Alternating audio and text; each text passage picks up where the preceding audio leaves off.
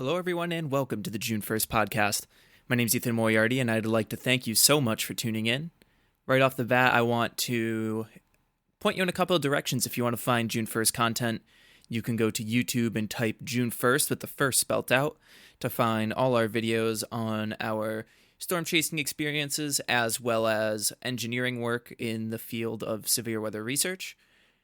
Or you can find my personal handle at eMoriartyWX on Twitter to stay up to date with what's going on in June 1st land. And with that, Andrew Pritchard is a meteorologist from Illinois and a seasoned storm observer. Andrew, welcome aboard. Thanks for having me. I'm happy to be here. First, right off the bat, one thing I wanted to ask is the name Sky Drama that you use for all of your social media accounts. Where did that come from? Because by far, that is, I think, one of the most creative and best way to describe what we do out here.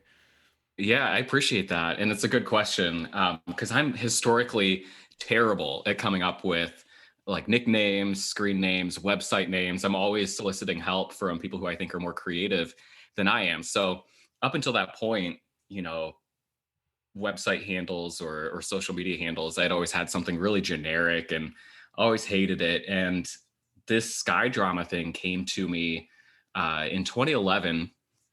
I went out and was photographing some just, garden variety summer storms, but some really good dramatic skies. And there was a particular photo I took of, one of these pulse storms going up over the town of Philo, Illinois, which is just south of where I live in Champaign-Urbana. And when I shared the photo to social media, I put the caption "Sky Drama over Philo, Illinois," and then I think it kind of stuck with me. And I was like, "Sky Drama, that's kind of a fun little phrase." And so I changed my Twitter handle to it. And I'd always been looking for kind of a really good, I don't know if brand is the right word, but just something to call the website, put it all under. And so I just kind of grabbed that and it stuck. And it was just kind of felt like finally I've come up with something that does feel like it fits what I do and definitely, I guess, fits what I'm after, which is just dramatic skies. Yeah, exactly. It's got such a nice ring to it too. Like it rolls off the tongue nicely. Yeah, definitely. So just purely pulled it from a photo I shared, just came from the caption. Yeah, that's awesome. Going back into your early history, what would you say your first real experiences with weather were like? And was there always just that fascination there?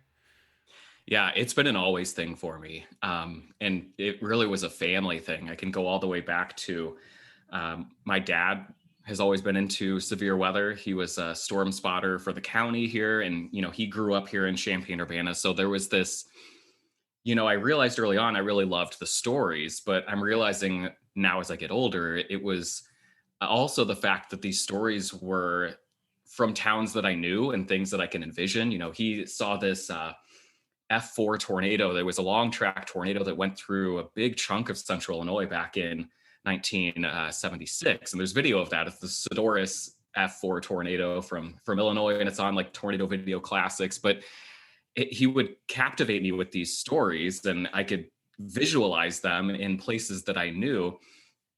And so there was, growing up with his stories, he worked at the local NPR radio station here, and he became friends with the chief meteorologist at the station.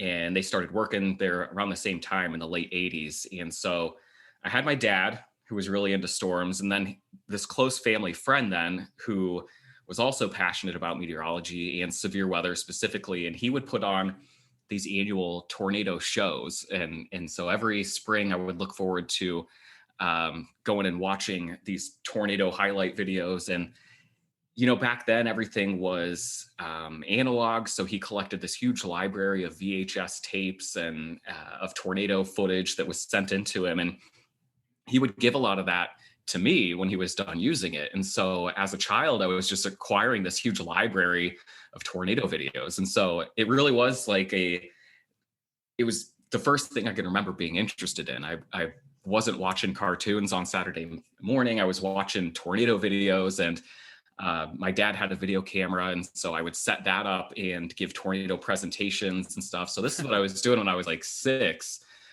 So it just, it was all I ever wanted to do from an early age. And so my dad would go off storm chasing when I was a kid with the folks at the University of Illinois Atmospheric Sciences Department. And that would just devastate me that, I would get told, no, when you're 18, you can do something like that. And it would just like broke my heart that my dad's going out looking for tornadoes. And I'm like, that's all that I want to do is go out and look at these storms. So yeah, there wasn't like, I know a lot of people have a big event, their town gets hit by a tornado. That did end up happening for me in 96.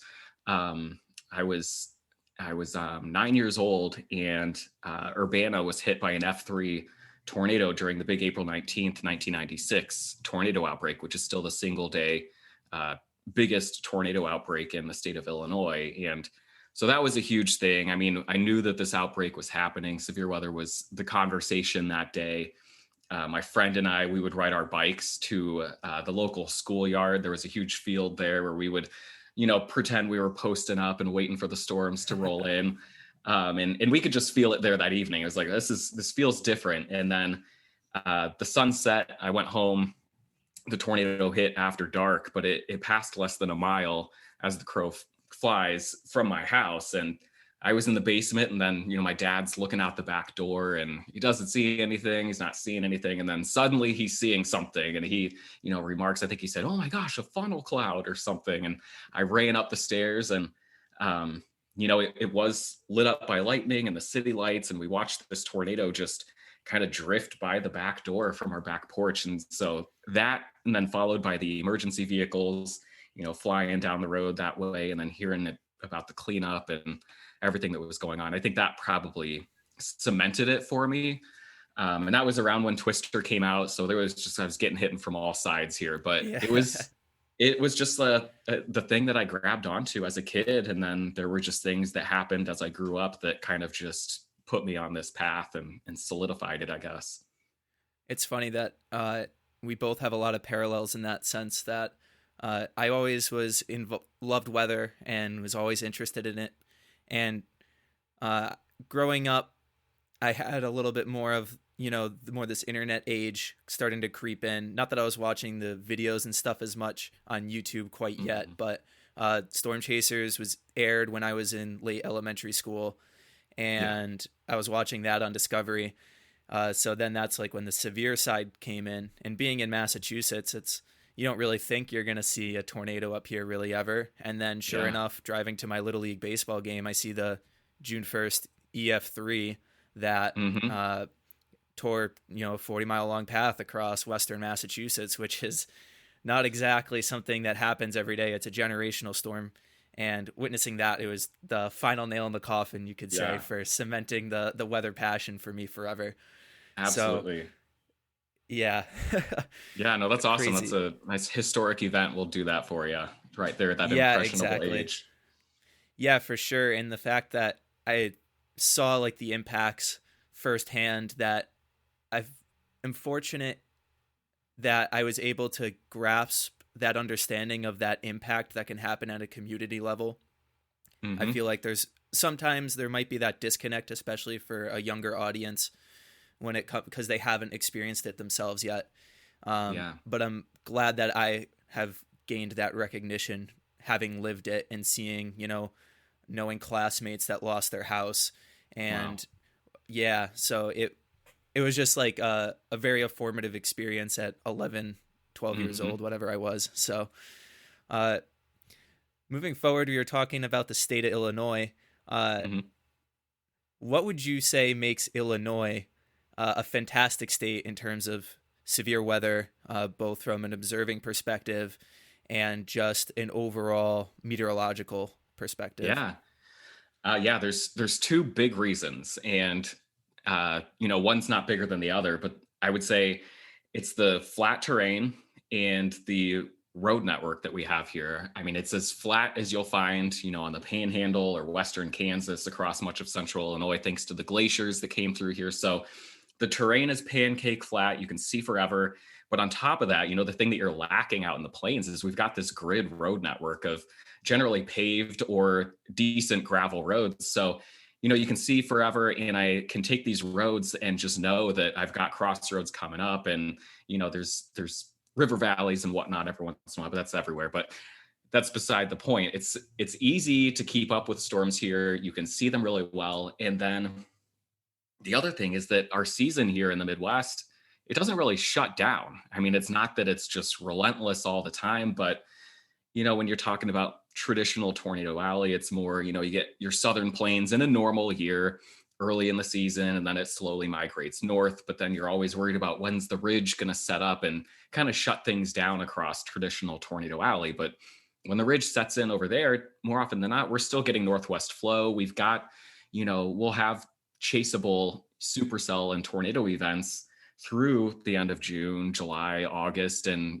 at times into the fall. And sometimes every few years we're getting these winter events too, which, some are chaseable, some aren't. But, one of my most memorable days, chase days now is December 1st of 2018. So it's just the convenience, the ease of being able to chase, and the fact that, no matter what the calendar really says, it's kind of on the table that, we can be looking out over the next week or two and see if there's maybe a potential day to have some hope for, getting out and chasing. So it's those two things. I think that when I was younger, thought that I was destined to move out to, Oklahoma, join everyone in Norman or something like that, or be where everything is. And then I realized it's like, no, I can make it out there when it's active to the plains or on the plains, and then live here where no matter what the calendar says, it's possible I could have a chase day coming up.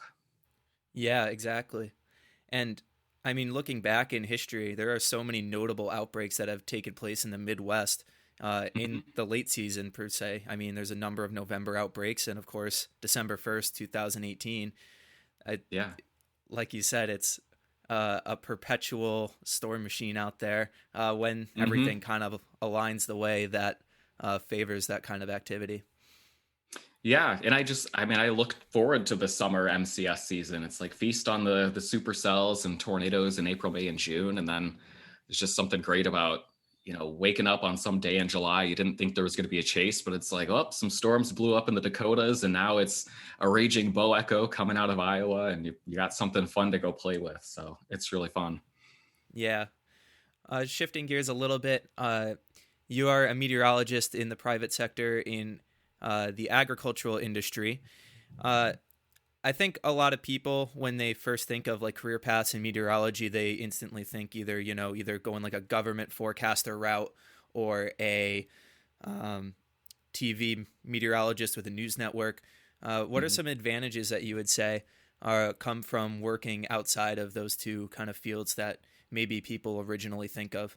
hmm Yeah, and I mean that was me just a handful of years ago. Something I really, if I could go back and do the high school and college experience over again, it would be to have way less tunnel vision in what I thought was open to me. And so I did a lot less job shadowing and a lot less career exploration than I really wish I had done. And I felt like I came out into the job world, with a bit of a disadvantage there. But now working in the private sector, specifically, agriculture, I'm not from a farming background or ag or anything like that, but growing up here in central Illinois, I mean, I've been surrounded by it my entire life. And my biggest mentor was, really fostered a relationship with the agricultural community. So I kind of had that, framework laid out, I guess. But anyway, more to your question and to the point, I've got a lot of flexibility working for a private company, both over where things are going. I have a lot of sway with how the weather product is developed there and some of the cool projects that we're working on, where I think that a lot of my focus should be. And so I wasn't hired and then put into a role. They kind of hired me to continue to develop things and to kind of lead with where I think things should go. So that's really, it's, scary sometimes, but it's also really empowering. And then it's led to a lot of opportunities where I'm getting to travel. My day to day is very different. I'll get through, into periods where, the pandemic has shaken this up a little bit, but where I'll get to spend a lot of time in the office where I'm just doing forecasting or product development, but then I get to mix it up by traveling and going and speaking at, conferences or smaller ag meetings. And so there's a lot of variety in what I get to do. And then, when it comes to being free to go out and chase these storms in the spring too. Again, it's not that, I'm fit into this role that it's really disruptive if I'm gone. It's something where they know this about me, and obviously these severe storms have an impact on the ag world too. And so I'm able to be flexible and either work from the road or get away for a little bit to go out and observe some of these storms. So there's a lot of advantage there, and a lot of it's flexibility and freedom, both over how my schedule looks, but also over my day to day, and where I think the weather platform for the company should be going. Yeah. And I feel like, too, that when you go into, say, government forecasting, there's a lot of, practices that have been established, and it's like you're going to be doing this, this, and this. This is This is how things are conducted. Here's your schedule. Guess what? You're working mids for the next 2 weeks or something, and exactly. And yeah, it was just kind of the same with the TV thing as well. I really enjoy helping with severe weather coverage. I spent the outbreak here last Friday just in the studio covering that, and typically I prefer to be out in the field, but it's just I would like doing it because I would be doing weather, and there was a big part of me that thought maybe I would end up on TV or doing broadcast or something like that. But I also was just kind of turned away by the idea of, this is what I have to do at this time because that's what the schedule says, and this is just how it's going to be going forward, and that kind of thing. And so I know that works for some folks, but it just wasn't the path I ended up really wanting to go. Yeah. And the other thing is, too, is in particular with the agricultural industry, I don't think many people realize that are outside of, maybe the central United States. I know particularly for me, we do have farms and stuff around here, but not at the scale that the Midwest or the Plains have to offer. But it's such a huge industry and vital industry for the greater population that, you need meteorologists in order to be like, hey, this is, something that could potentially impact one of the most important infrastructures to the nation. Yeah. Yeah, there's a lot of ways that it could be impacted as well. I mean, there's the short-term high impact risks, which is, these severe weather. And, we saw tons of damage to infrastructure with the big Midwest derecho in 2020. So, there's that element of it. And the outbreak last Friday and some of the impacts on some of these factories and warehouses. We've got retail branches that are just spread out all across Tornado Alley. We've got folks who are, in vehicles or out in fields. And so there's tons of vulnerable people that we want to make sure are aware, when they're under the gun. But then I play a big role in the sustainability efforts that our company is working on too. And so there's a lot of helping the farmers understand the weather patterns, helping them understand when it's a good time to do certain things so that we're not wasting product or putting down chemicals that are going to be washed away. And so there's a lot of that, looking out into the future. And so yeah, it's a huge industry that's really spread out, and there's just a lot of different ways that the weather really impacts their operations. So it's good job security for me. It keeps me busy, but yeah, these folks are really at the whim of the weather. And I mean, you talk about an industry where I go and talk about weather to folks, and it's I know I'm talking to an audience that is watching the weather every day, and they I feel like I'm coming to tell them a story they already know sometimes, because it's just they're very tuned into the weather. So it's a cool industry to be working in for sure. Yeah. Tying back to the outbreak that took place over last week, and the even the other day with the system moving through the central United States. I know you do the radio broadcasts. You did this. You were in studio, but I know you also do call-ins and stuff like that. It seems there's been a lot of dialogue coming out of what has transpired over the past week in terms of people not heaving the proper advice through these, like what we're seeing with the Amazon warehouse and the delivery drivers. What do you think needs to happen moving forward, whether it's a corporate mindset change or a breakdown of management or something? It seems very alarming that there's kind of this huge disconnect when in these areas of the United States, this is something that should be on the table all times of the year. And when there is a tornado warning or something's about to transpire, actions should be taken. So I kind of want your thoughts on that. Yeah. I mean, it's kind of my opinion and observation. It seems that it's a lack of, planning or forethought before we get into these situations. And there's a lot of, reaction happening. And we don't want to be in a situation where we're just going off of reactions. And so I guess I should say that what I think needs to happen, and I shared this on social media, but a wonderful success story, rather than pointing at people and saying, you messed up, this is awful, you got to find something else to do. We can look at, a great success story from 2004, which was the Parsons manufacturing plant near Roanoke, Illinois, that was hit head on by an F4 tornado. I was chasing that day. It's a notoriously frustrating chase day. If you want to bring it up around Illinois chasers, and they will act like it's a curse word. July 13th, 2004. It was a high-end severe weather day. It was one of those days, it was like in the low 90s with dew points in the low 80s. I think it was setting records for some of the Cape observations. I think the Lincoln National Weather Service, they had a plot out that had almost like 7,500 to 8,000 joules per kilogram of surface-based Cape. So it was just an explosive environment. And we kind of thought things would go up in the afternoon. I'm way on a story tangent now, but just to kind of set some context on the day, I guess.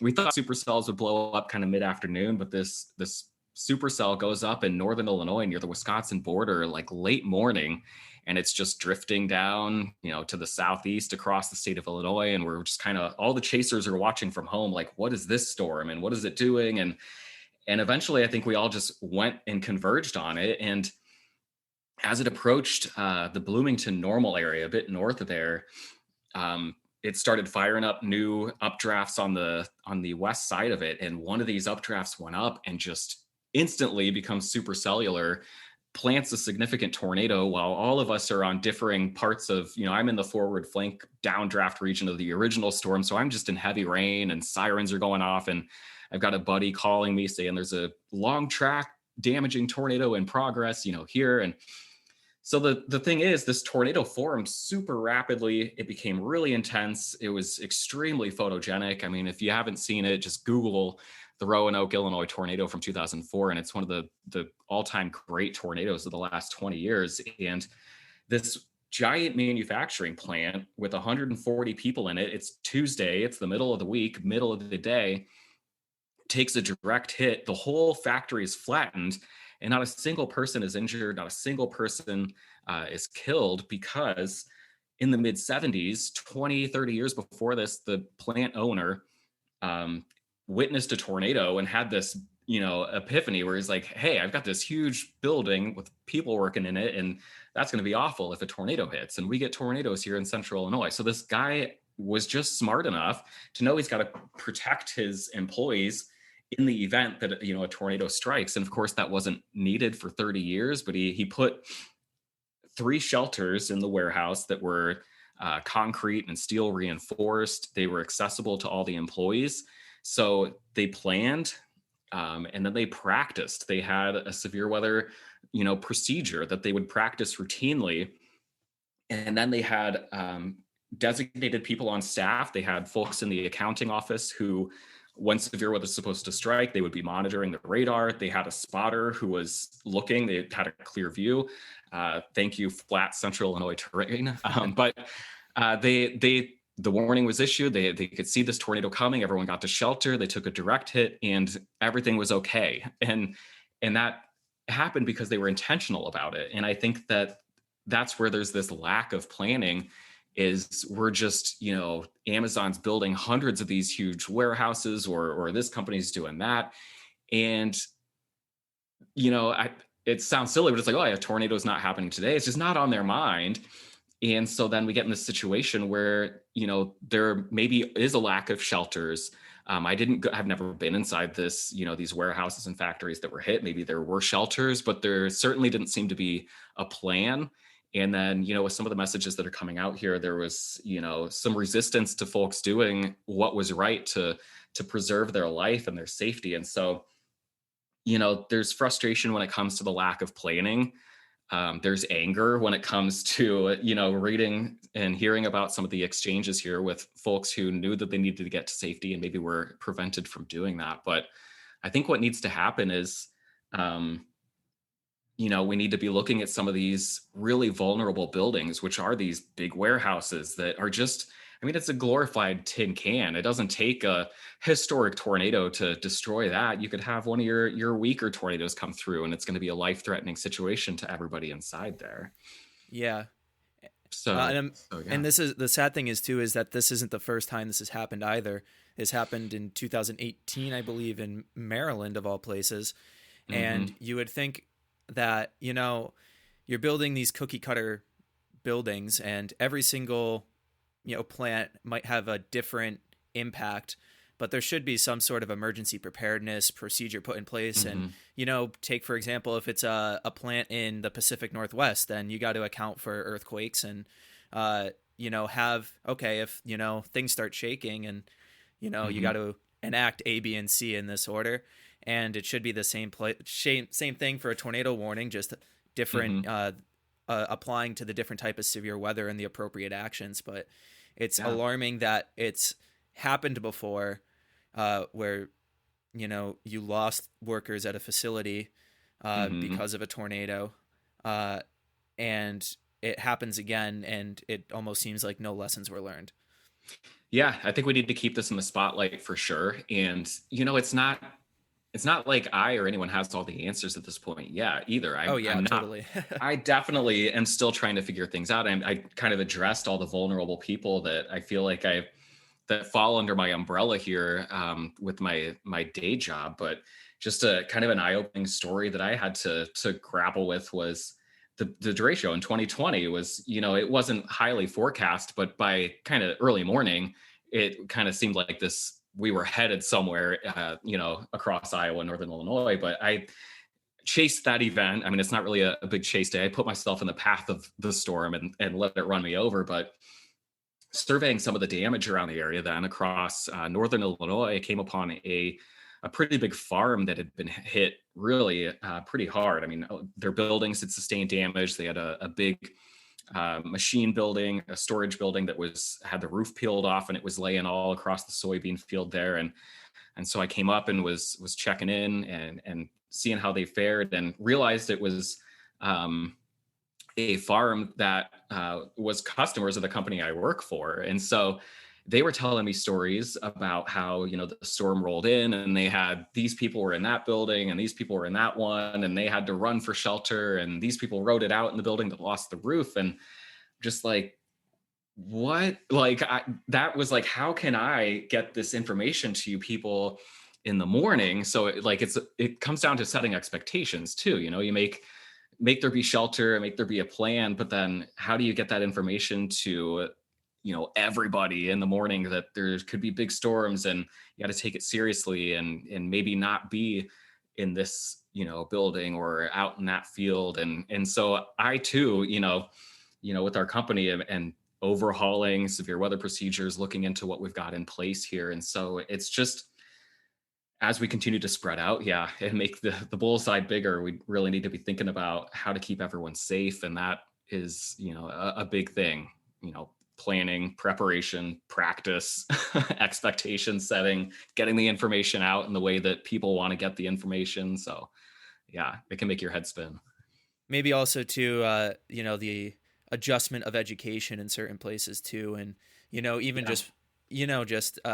like there are tornado drills that take place in schools and stuff like that, but even just getting a better understanding of severe weather, whether it just be a couple week curriculum in school, I feel like could even be Yeah. beneficial. I'm not Mm. sure what it's like in Illinois in terms of that regard, but I remember we had a very short meteorology segment in Massachusetts, Yeah. and I was very, very bummed out of that.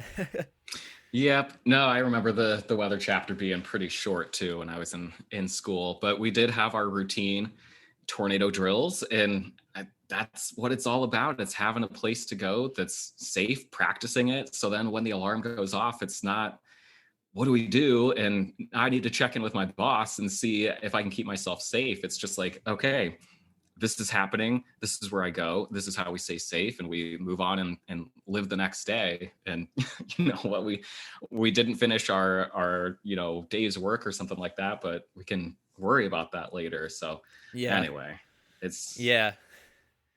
Moving on I from that. yeah. Yeah. Uh, some of you've been chasing for many years, and what would you say if you have a favorite storm memory that may not be exactly maybe the most high end event, but something that you Mhm. maybe forecasted well or executed well, that sticks Yeah. out to you that you remember back fondly on? Mhm.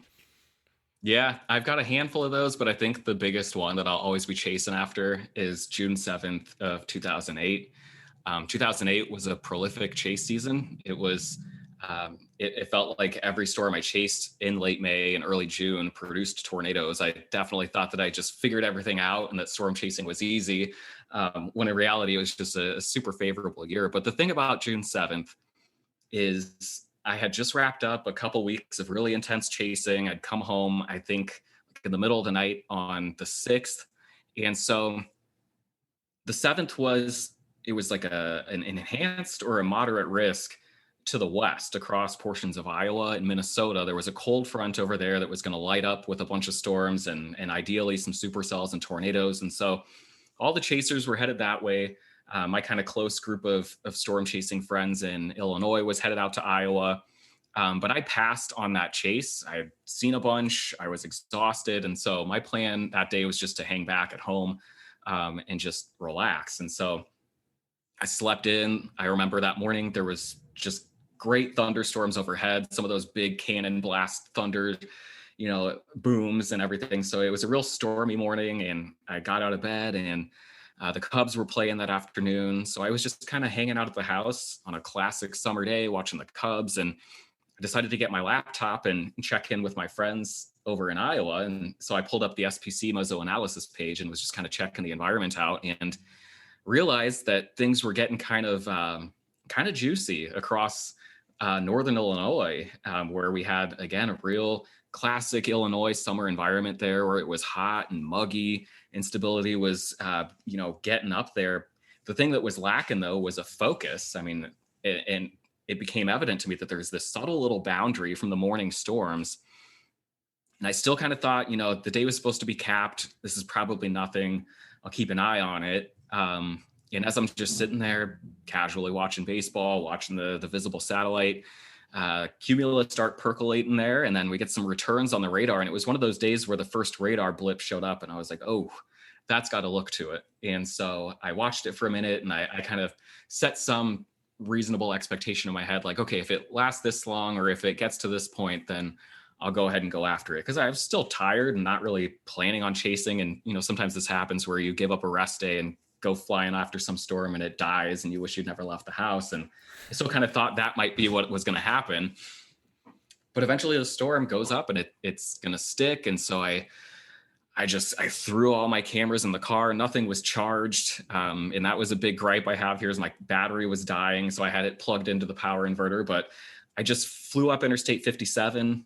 I had to drive about 45 minutes to maybe an hour until I got up to near the town of Kankakee, which is kind of between Champaign and Chicago. And I'm in just the rainy forward flank of this storm. It was kind of a mini supercell hybrid, kind of a smaller storm. And I start coming out of the rain, and on the horizon, I see the storm base, and immediately I can see it just scud getting sucked into the base, just crazy motion. And so I'm like, there might be a tornado on the ground already, and crest the next hill. And there's just this black wedge tornado with, orange backlighting, behind it. And it's doing damage, and, debris is flying. And it was just this, my stomach just sank, like, this is what's happening today. And this storm went on to just be a prolific cyclic tornado producing supercell. I observed four large, stovepipe to wedge tornadoes at close range, wonderful visibility, roads that I know. It kind of turned hairy toward the end as the storm eventually approached the southern suburbs of Chicago. And I think there was even EF2 damage in one of the suburbs there, Richton Park. And that's where I ended up losing the storm, was when it went into the highly populated area there, and I drove into the damage path. But, it's a day where then, my buddies were in Iowa watching this unfold, where the tornadoes just didn't happen there. And it's not like I saw something they didn't. It's a lot of luck in that I passed on being with them. But, it wasn't nothing. I did see the environment unfolding then as the day, got going. And I just was lucky that I had stayed back and was able to get out after that. But just the combination of it, it's rare you get a storm like that to yourself anymore. And I wasn't alone. There was a handful of other chasers there, but you just think of some of those huge tornado producers, and it's something that you kind of share with everyone. So it was kind of special that it worked out there, that it was, a storm that I almost had to myself, and the way that things kind of unfolded. But then on top of that, to have the storm, there was very little time in between each tornado too. It was just like I'm observing a wedge, and then it would rope out. And then there was one of the tornadoes that they transitioned so fast that I didn't realize until afterward was two separate tornadoes. So it was kind of chaotic and really intense. And it's just some of the best imagery that I've come away with. And it was close to home. And anyway, I could go on and on about it, but that's definitely No, I love one. that. Yeah, that's awesome. Now, we all have our positive experiences, but what would you say has been some of your biggest learning moments, and moments where, you have your head on the steering wheel and you're like, why did I do that? And well, we've all been there, that's for sure. But I imagine you've probably got one or two over the years. The biggest sore spot that I have is the Bowdle day from 2010, Bowdle, South Dakota. And this is the worst chase that I've ever seen a tornado on. The story of that day, it was May 22nd of 2010, living in Illinois. A couple days out, I see this crazy environment up in the Dakotas. It's one of those where it's like, it's either going to be nuts or it's going to be a cat bust. It's going to be sunny skies the whole day. And so what I did was I just kind of planned out a low pressure solo chase. I don't remember, what my chase partners were up to, but it was going to be just me going up there, and then my girlfriend at the time. And so my family has a place up in Wisconsin. And I was like, well, let's just drive up to Wisconsin. We'll be kind of like halfway there. And then the day before, if it doesn't look like a chase day, we won't go. Of course, I wake up, it's like 4 a.m. on the 22nd, and I still want to go. So threw everything back in the car, drove to South Dakota. We get there. Obviously, the storm happens. The Bowdle supercell erupts. It's one of those storms that just goes up like a nuke. And after like 3 radar scans, they issue a tornado warning on it. And so I'm driving west toward the storm, got the base on the horizon there, and I had picked out a north-south highway that I wanted to stop on, and I ended up blowing past it. And I was kind of like, well, there's another one coming up. I'll go a little bit further to the west, a little closer to the storm. My plan was to kind of post up and let it come toward me slowly, just shoot time lapse of it while it gets its act together. So I'm a little closer to the storm than I wanted to be as it goes through its first cycle and produces a fairly stout tornado that was rated an EF2. And I've got great footage of that. So, it's a success in a way, but I'm closer to the tornado than I wanted to be. And eventually I'm like, well, I want to get back to my east-west highway so I can get back ahead of the storm before it really ramps up. And something crazy happens. It's like the mesocyclone just goes nuts on this storm. So the first tornado gets kind of slung around it. And so I'm driving north to my highway. I've got the tornado out my driver's side window to my west, and I'm flying north, but I'm watching this tornado. I'm not gaining any north-south ground on it. It's just coming at me because it's getting slung around so quickly. And so I have this moment where I'm like, I can't beat this tornado. And I slam on the brakes, pull off, and then let it cross the highway in front of me. When it did that, it blew over power lines and blocked my route back to that east-west highway. So now I'm in this position where the storm is clearly cranking up. I can't get back to my north road, and every east option that I have available to me is just mud because it's been storming there the last few days.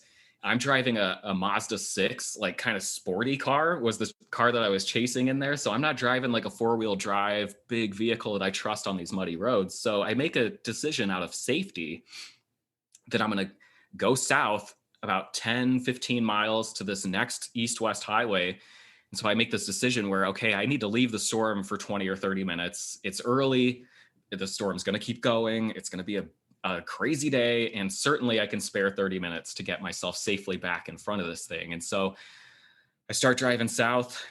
I leave the storm. I can see just the RFD notch of all notches happening in on the storm there when it, I mean, you've seen the Bowdle tornado and the spectacular collar cloud it has. So I see this from afar, can't see the wedge going on. But then shortly after that, I'm listening to the local radio, and they get a guy on there who reports a stationary wedge tornado near the town of Bowdle. And so I'm just losing my mind, furiously trying to get back to the storm that's, producing this alleged stationary wedge.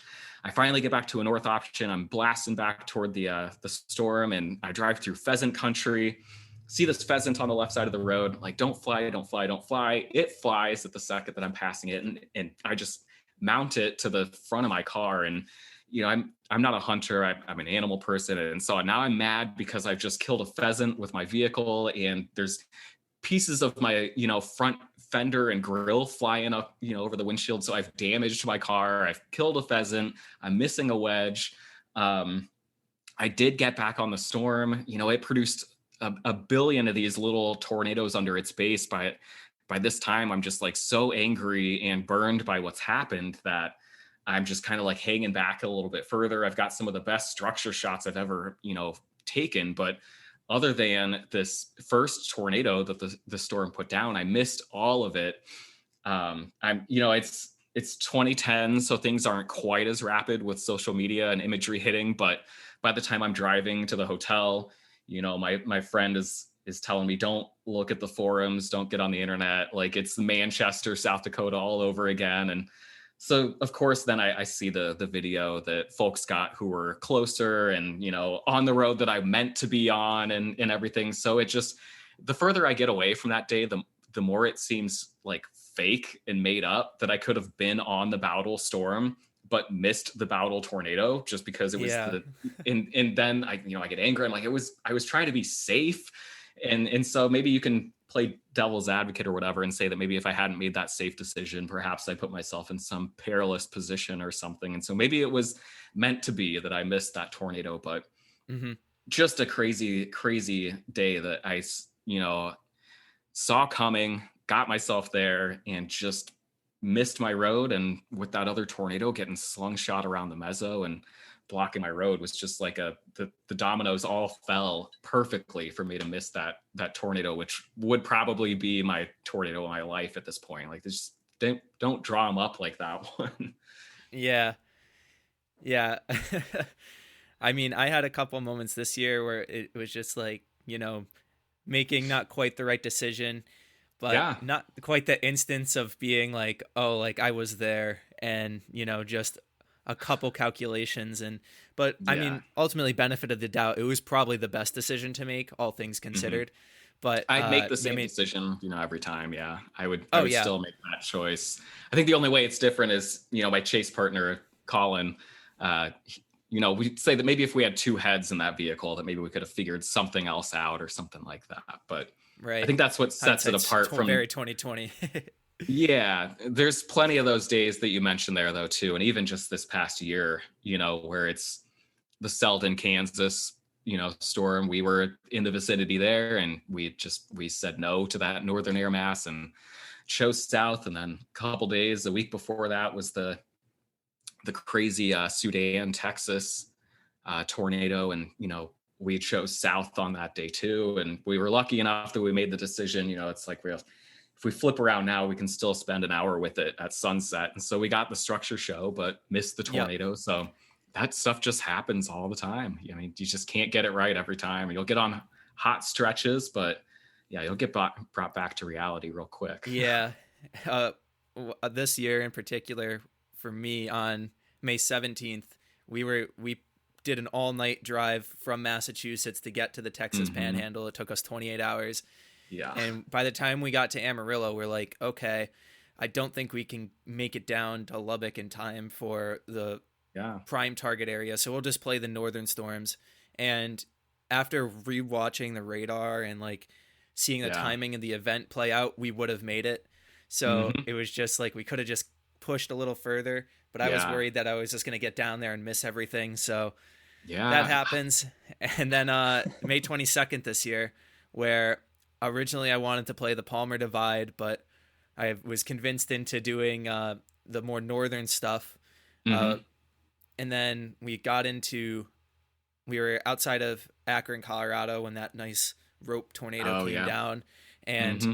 I was thinking, because we were coming from the east from Yuma, and I was like, oh, I want to get ahead of this storm. So when we get into Akron, let's take the northern road and get ahead of this thing. So Hmm. when it does produce, but that storm just blew up so fast and it went from, Yeah. a cumulus tower to tornado in 15 minutes that I didn't expect that. So Yep. I'm way north of it. I'm watching it from over a hill 20 miles away. I'm trying to change out lenses. And the Yeah. moment I pull it up into my viewfinder and it's just like pulling apart and it's like, Breaking well, up. yeah. So it's like, I promise, and then guys, this was a great tornado. yeah, pretty Go much. ahead. And then I look on my phone and it's like, oh, that Palmer Divide, Pumpkin Center there was the Oh yeah. tornado of the day, and it was like, Hmm. okay, cool. So Yeah. that's how things are gonna go, I guess. Yeah, the hindsight will get you. It'll really make you, once you start doing the math and thinking about what could have been. Yeah, that'll really tear you up. And I feel like sometimes even the days that work out, sometimes the video just becomes like unwatchable because I'll get so frustrated at something we could have done different that would have maybe improved it or something. And so, Oh yeah, ugh, I got one yeah, of my best northeast tornadoes last year, and I got great drone footage of it, which I'm super happy about. But I had a camera on the ground, but I was just set it up on the tripod and let it roll, and because I was focused on the drone, and I didn't yeah, realize, but I had like half a fence in my shot, so it was just like yep, I could have just, if I moved the tripod a little bit up the hill, it would have got it perfectly. But yep, whatever. Uh, yeah. uh, One other thing I wanted to ask you about in terms of videography, Hmm. something that I know you're a huge proponent of is the long format chase video, which I love. I am a huge fan of just the, extended cut, if you will, just the Yeah. chase unfolding and, minimal editing, just letting it as it is. Uh, Hmm. Maybe somewhat of a dying art form in this day and age where, we want like the highlight clips, 1 minute snippets Right. here and there. Uh, I know in your video you talked about how back in the day that maybe a lot of the newer people like myself weren't really a part of were the fact that there was a lot of DVD swapping, VHS swapping. Uh, Hmm. what does that stuff bring to you in terms of like, we were talking about it earlier in terms of, childhood memories of having tornado Yeah. DVD or tornado VHSs and stuff like that. Do you Hmm. think there's still the room for, other people to do something similar? Oh yeah, and I honestly like I think we're moving toward a new glory days for storm chasing video. I mean, with the accessibility of video editing software, storage is becoming cheaper, high end video cameras are becoming more affordable. Um, and so I'm loving seeing all the different ways that folks are getting creative and whether they're trying out some of the long form stuff or people doing vlog updates and or whatever kind of twist they want to put onto their productions. I love the shorter time lapse films or 4 or 5 minute you know music accompanied highlights flick. And so there's just, it's the more that we can get this stuff into people's hands, the more that they can be creative with it and show what's important to them about it or tell their story or whatever it is that they want to do. We're seeing more and more of that, even though maybe we still are in that day and age where it's really heavily you know heavily value that shorter, highlight video. But I really like the long-winded thing, and that is not for everybody. That's, it's always been what I liked. I was doing that, for myself before I was trading videos. When I first got a video camera, I would, shoot the storm, and then I would want to watch the video again, but I would want to watch all of it and just, feel like I was back in that. And so I would just make my own little highlight videos with, the whole whatever segment of the storm that I was watching. And so then I appreciated that about trading videos and DVDs with storm chasers once, that became a thing that I was aware of. And, I've shared on my video why that was important. But again, just getting to see the whole storm and how it all unfolded. I really learned a lot about storm chasing and storm structure, getting to see it like not just when it's happening, but everything that led up to that point. And then getting to know the chasers themselves. I mean, it was a really cool way to get to know their personalities. When we're states away, and back in those days, it's harder to anyway, keep in touch and video chat and Yeah. have social media and stuff. So it was how I learned, who these folks were and stuff. And so those are still some of my best friends, were those early video swapping partners and whatnot. Yeah. And the vlog format is something that you've been adopting too, which I really like. And I Hmm. feel like we're, like you said, we're in this golden age where everyone can put their own spin on things and kind of highlight it the Yeah. way that they do it. And you kind of see all these different styles all kind of coming together, which is Hmm. beautiful, I think. Yeah, I mean, Reed Timmers, he tweeted something, and I forget what he said, but it was just something about reality TV being pushed more in this direction too, and that's another aspect of it with everything becoming more accessible. It's like 10, 15 years ago, the only way to get some of this, vlog flavor would have been with the Storm Chasers show, or something funded by a huge network that they've got a camera crew following you around for 2 weeks and then putting together this story, but then it's with the producer's twist and all this stuff. And so now it's almost like you can be your own camera crew and your own production crew for the time that you're out, chasing. And so you really, I guess that just comes back to moving toward this new glory day where it was just, there's so many different twists on the storm chasing video that are coming out there, and I'm really excited to see how it keeps going. Oh yeah, and it seems like too that you know there's quite this younger generation too that are getting really into it as well, and I'm seeing Hmm. some really talented people that are up and coming that it makes Yeah. you really excited to see of like what the future is. And I know Hmm. that tweet that you were talking about from Reed is like, reality television is going to shift to this like online presence. Yeah. And I think that's for the best too, because, like you said, with, production companies, it's, they're putting more of that reality drama spin Hmm. on it. And you're not really showcasing the storms at Yeah. the end of the day. I Yep. mean, you can still get like the personalities and stuff, but you don't have to put like this other narrative behind it when, you Yeah. got this amazing thing Hmm. that is nature taking place. Yeah, it always drove me nuts how there's like the added narrative, and that, I mean, as a storm chaser, and especially if you were chasing the day that the episode was filmed, like you can tell that they spliced it up. The video's all out of order, and this and that. And for me, I always thought growing up, I was like, oh, I really want to get my own show. Like, how can I one day get Discovery Channel to want to do a show about me and my storm chasing or something like that? And at the same time, though, I just want to be left alone when I'm out there a lot of the time. I mean, Yeah. it sounds really antisocial, and I definitely enjoy running into friends and stuff. But now with the idea of like having a camera crew and a production crew following me around during something that's really private, and I just want to be with the storm, it sounds really really not fun, but I still have that desire to tell the story of the chase and tell the story of the storm. And so it's just, I am really grateful in the availability of video software, video editing software, and camera technology and whatnot. Because that stuff, I'm not that technical. A lot of the high end camera stuff's over my head. The really nitty gritty video editing, I mean, I scratch and claw to learn what I know, and I still just am really grateful that it's accessible, and that if I want to sit here and make a 3 hour long storm chasing video, that I can do that, and whoever is into it can watch, and whoever wants to skip around can do that. But it's just Yeah.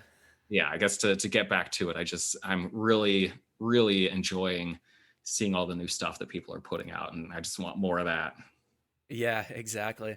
I was just thinking about it. I remember back when I first started making videos, I had a high 8 camcorder. So I was taking Yeah. like the tapes out and using the tapes to like transfer it onto the computer, and I can only do it at certain Mm-hmm. minute Yeah. intervals at a time, and like stuff like that. And I mean, I started video making. I started with like animations and stuff when I was like Mm-hmm. about 7 or 8, Oh, and then cool. it translated into weather and stuff like that. But uh, it's even in the short time. I mean, I've been chasing since 2016, but even in Mm-hmm. that period of time, we've come such a long ways to a point Yeah. where everyone can, like we've been saying, put their own flavor on it. Mm-hmm. I resisted going over to digital, like storage cameras for so long. I like my first one was an 8 millimeter tape, and then it was high eight, and then I had mini DV. So I was still shooting digital, like HD video, but on tapes, because I just was like, I want it on tape. I want the physical like copy of it. And for some reason, I just was like really resisting the idea that digital was going to be the future and whatnot. And so now I've got just tapes and tapes and tapes that I have to archive someday. And I just kind of thought, oh, a mini DV video camera, that'll always be something I can go and buy. And now you can't find them anywhere. So now Yeah, I'm just in this weird position. I wish I had more digital video, less tape, but you're living to yeah. learn. There's definitely an aesthetic to it too. Like going Oh back, like yeah. it brings back that huge nostalgia factor that I Yeah. feel like I could never get away from. Yep, for sure. Yeah. We're closing in on an hour here. I'm not sure if you have any other closing thoughts that you might want to bring up, and if not, where can people find you at, and what what do you Yeah. got moving forward in terms of either your social medias, in terms of YouTube, and or you just Yeah. plan on keep doing what you're doing? Yeah, well, I like to take the winter to, kind of be intentional about looking back at what I did in the previous year, what I feel like worked, what was really cool, what do I want to do more of, what do I not want to do again, and what new ideas do I kind of have. And I haven't always been this intentional about what I was doing. It's just something I'm trying to do more of every year, and so if to find me, I guess I'll start there. I think we covered, all the big things that were on my mind. But to follow along with more on Twitter, you can find me at Skydrama, SKYDRAMA, and then on YouTube as well with Skydrama, where you can search my name, Andrew Pritchard, on there. But you can find that channel, and I think you'll see more of the same as we go forward into the next year and the next few years. As I'm kind of looking at how I want to structure everything, I definitely want to keep the vlog format going.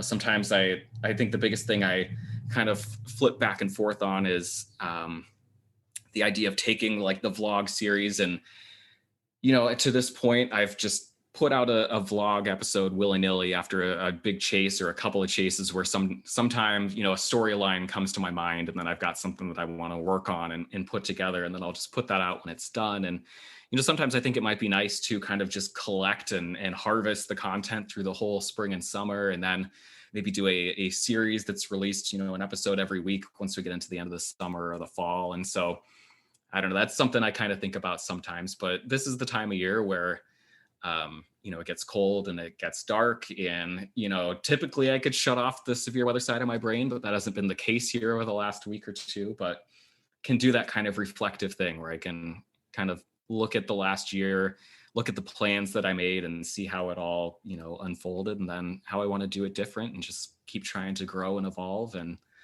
do what I love. That's awesome. Yeah. Andrew, I want to thank you so much for taking time out of your day to speak. And I mean, I know we could probably go on and hours about severe weather. Yeah, I was gonna say I'm more than happy to sit here on a gloomy Saturday morning in December and talk about storm chasing. Makes my heart warm. Yeah.